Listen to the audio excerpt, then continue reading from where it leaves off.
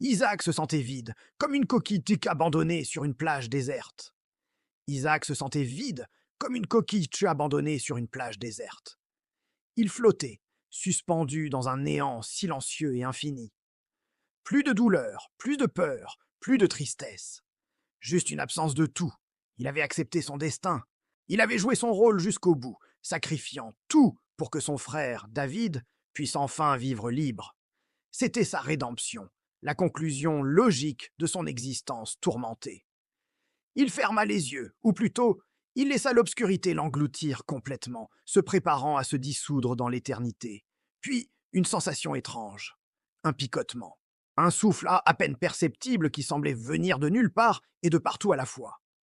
Lentement, une minuscule étincelle de lumière perça les ténèbres.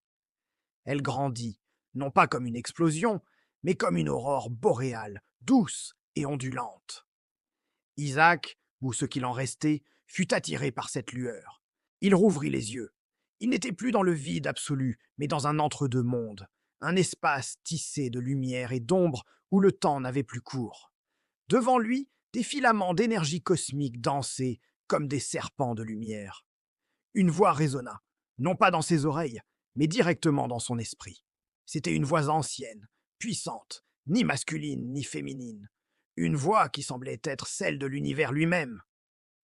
Isaac. Le simple fait d'entendre son nom le ramena à lui redonna une forme, une consistance. Il sentit de nouveau le poids de son corps, la texture de ses vêtements, la cicatrice sur sa main. Il était à nouveau entier. Il regarda autour de lui, cherchant la source de cet appel. La voix reprit, plus pressante cette fois. « Reviens !» Une onde de choc parcourut son être. Revenir, mais où et pourquoi? Il avait fait son choix. Son histoire était terminée. Ton univers a besoin de toi. Ces mots firent l'effet d'un électrochoc. Son univers? Il pensa à David, à Élise, à ce monde qu'il avait quitté, espérant lui offrir un avenir meilleur. Avait-il échoué? Comme pour répondre à sa question silencieuse, une fissure apparut devant lui, déchirant le tissu de la réalité. Ce n'était pas une simple image, c'était une fenêtre, une brèche vivante ouverte sur son monde. Ce qu'il y vit lui glaça le sang. Le ciel de la capitale, autrefois d'un bleu éclatant, était zébré d'éclairs sombres. Des structures qu'il ne reconnaissait pas, des monolithes noirs hérissés de pointes, s'élevaient vers les nuages, pulsant d'une énergie malveillante. Les rues étaient en proie au chaos.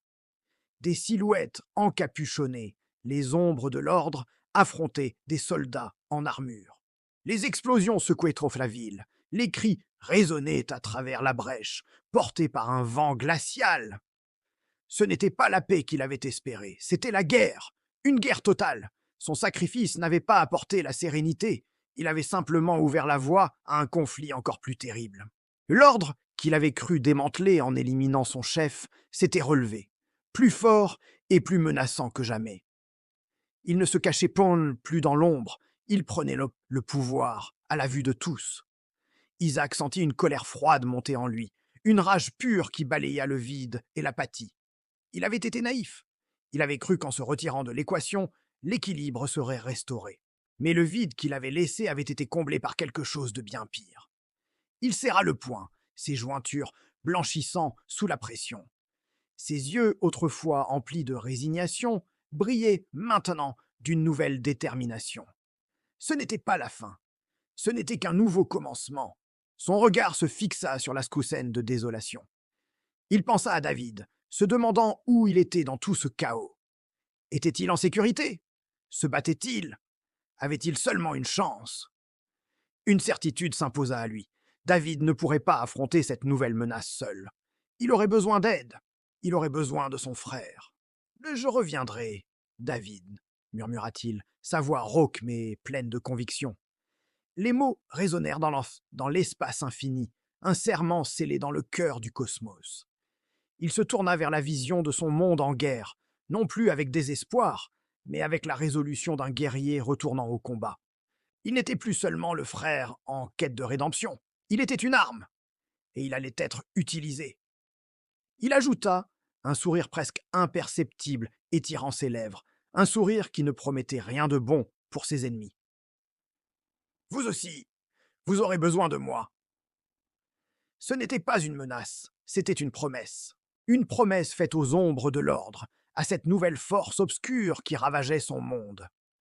Ils avaient réveillé quelque chose en lui, quelque chose qu'il avait cru éteint pour toujours.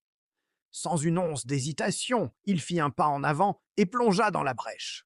Son corps fut instantanément assailli par un tourbillon d'énergie contradictoire. La lumière et l'ombre s'affrontèrent autour de lui, le déchiquetant et le reconstruisant à chaque instant. Mais il ne flancha pas. Sa volonté était de faire.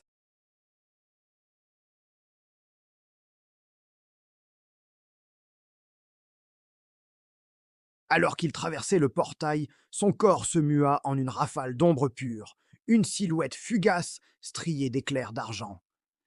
Il disparut dans la lumière aveuglante de la brèche, laissant derrière lui le silence de l'entre-deux-mondes. Isaac était de retour, et l'enfer venait avec lui.